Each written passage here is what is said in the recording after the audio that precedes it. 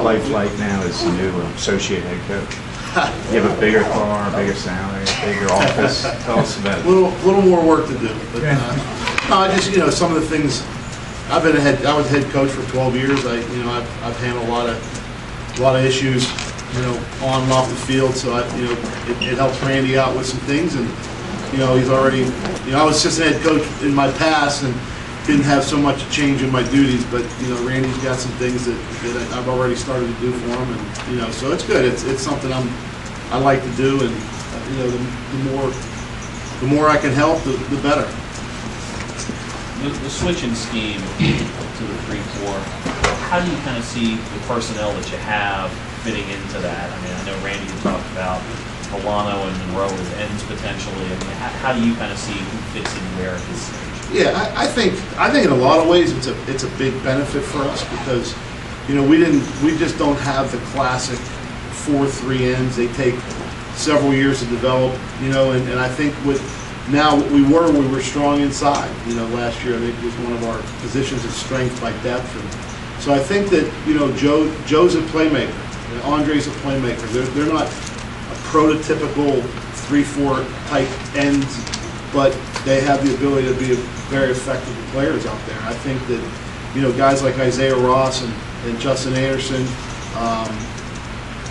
Keith Bowers have the ability to be their physical, hard-nosed type players. So I think as a defensive line, I think we've probably been strengthened by the switch to a 3-4 to get some athletes, helps the special teams. And you guys have already talked about some of those things. But from a defensive line perspective, I think it's not going to be a very big change for us. It's a very similar concept that what the kids are used to, and I do think that it strengthens us on the defensive front. Francis and Kilgo, and who else do you kind of envision? Well, Alex Walker's a kid that'll be in there, and Joe Villano will be able to play all the way across the front. I mean, that's the thing with Joe that I love. He's flexible and he's intelligent, and whatever we decide to do with him, he can do and be very effective. So Joe will definitely play a little bit of around the 3 spots. He'll play all 3 spots as we progress. Do you have a spring depth? I don't know if we've released a spring depth yet, but I mean, you hate hearing it from coaches, but it's a fluid thing because, I think we're pretty set inside with, AJ and Kilgo fighting it out with the thought that Joe can go in there. It's going to be interesting to see how Andre Monroe handles playing on the edge. Playing against 6'6" guys and 6'7" guys when you're 5'11" is a challenge. But he showed last year that he's got the ability to mix it up and be physical. So Joe and Andre, I think, have earned going into spring practice as the starters at end. And after that, honestly, it's always going to be a production, do your job type thing. And I think that it'll be very interesting with the backup position because, like I said, Justin Anderson is a very interesting guy. He's built for this defense. Quentin Jefferson's a young man that has a lot of upside potential, and I'm excited about adding into the mix.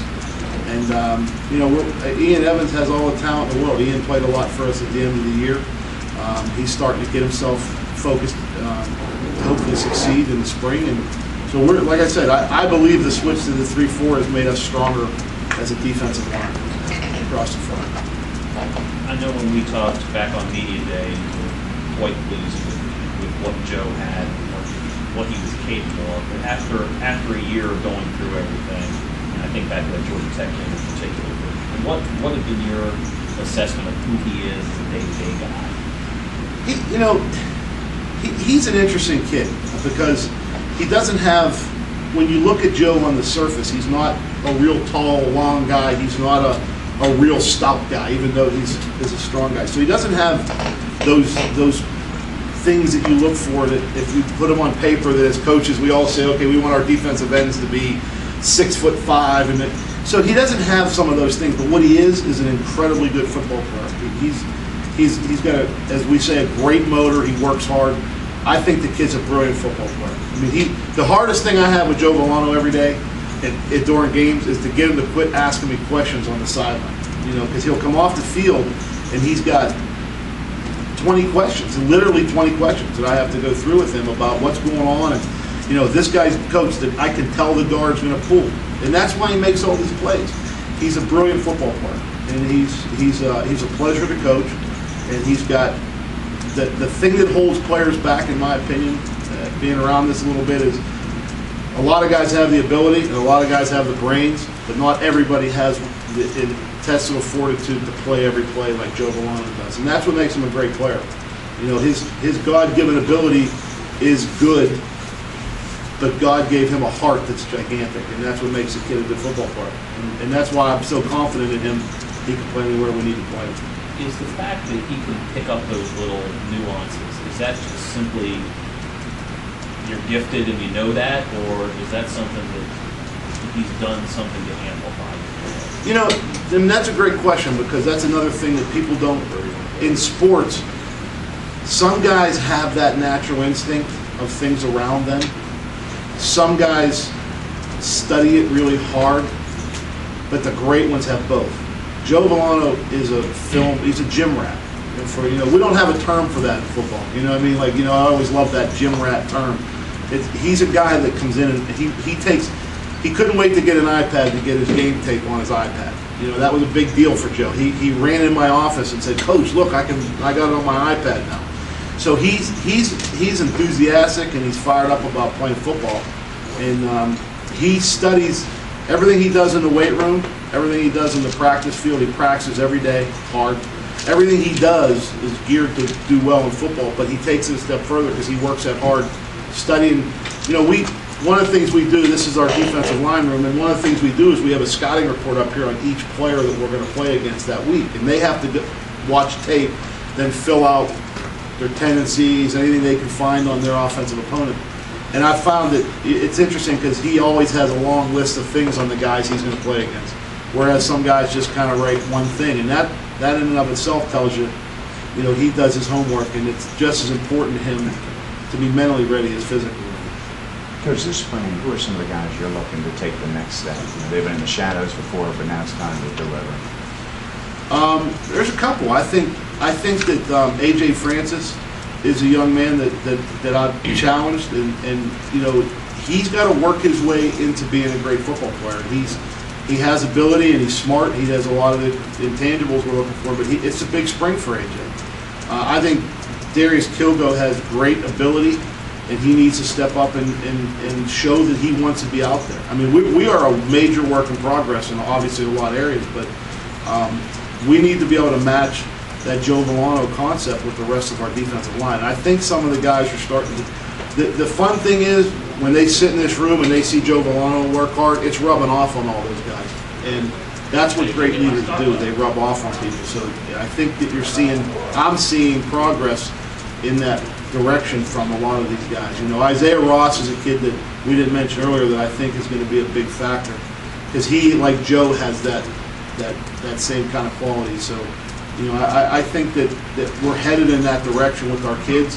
We played pretty well down the stretch, even though as a unit, maybe not. I know we didn't play great, obviously, as a defensive unit, but the front made progress, and I think that we're going to continue that in spring.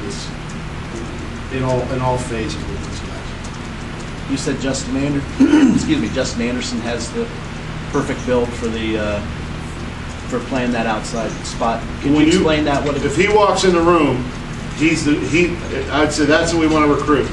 There's a lot of other things that go into it, obviously, but he has the physical size, the length. It's funny when I come here, because I love long defensive linemen. I like them. When you're playing on the edge against a man that's 6'6", 6'7", and he can, touch the other side of the room, his arms are so long, that's the kind of guy you have to defeat to get to the quarterback or to make a play. It's hard to get around those guys if you're short-armed and you don't have great power. So a guy like Justin Anderson has the physical attributes we're looking for as far as just on the hoof. A.J. Francis has those kind of attributes, long arms, good size. So yeah, he's a guy that I'm intrigued with. Justin's just not had an opportunity. Last spring he had an illness that kept him out of most of spring, and then immediately he was doing okay in fall practice, and then he hurt his ankle. This is a big spring for him. It's going to be a big challenge to see how he does. But you made it sound like he's more suited to the 3-4 than the... No question. You have to realize, what we did defensively up front last year was more of a you could play smaller, you could play faster guys, and that's what we didn't have the big hulking people.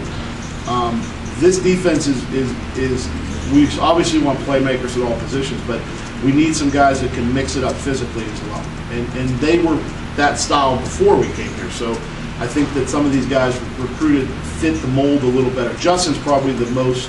Justin and AJ fit this style much better than, say, some other guys might. So, I think that they have great opportunity to have a good spring and to make us better up front. If we don't get good up front, it doesn't really matter what goes on around. No matter what you do defensively, you have to be able to be physical and tough and represent up front. It's just the way football has always been. And we need to be a dominant front for us to make the progress we want to make this year.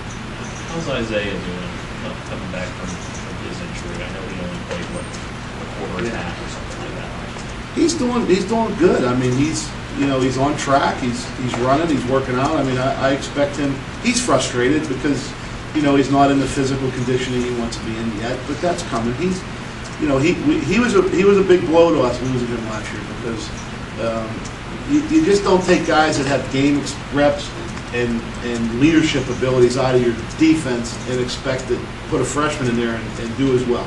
Even though statistically you'll be okay, but it's that 3rd and 7 pass rush or the 4th and 1 short yardage is where you lose guys like Isaiah because they do well in those situations. And we need Isaiah back. I mean, he's a kid. I'm excited about having him and Justin Anderson back out there this year. I think they make us a better defensive front.